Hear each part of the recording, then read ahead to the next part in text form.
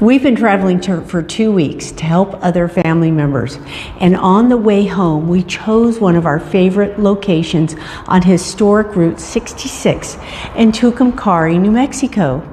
During our 21-hour drive, my husband and I discussed communication styles and their impact on feedback loops. In this short video, I am only going to refer to a feedback loop that occurs in personal life, not just in a work environment. Here's what I mean. Feedback is always around us, all of the time. Home, work, community, personally and professionally. Every time we speak, our tone, our words, and even our silence as we listen is part of feedback. I bet the last thing you think about in your personal life is how you incorporate giving and receiving feedback. Why?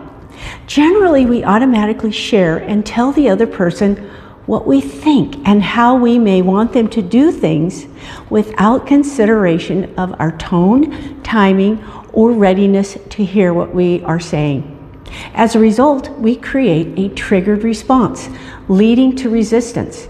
The conversation becomes more transactional and less about navigating with a giving and receiving feedback loop. How many of you can relate to this? A recent home project brought this to light in our home. A minor project, remodel project in our kitchen called for a ballet of communication between my husband and I from beginning to end. As our project progressed, we chatted every morning about the plan and asked each other for feedback. As the work got more complicated, our feedback became more challenging. We broke our feedback into smaller checkpoints.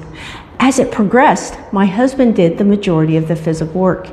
We found ourselves a bit testy, but kept the feedback loop going, which included a regular acknowledgement of his hard work, effort, and daily results.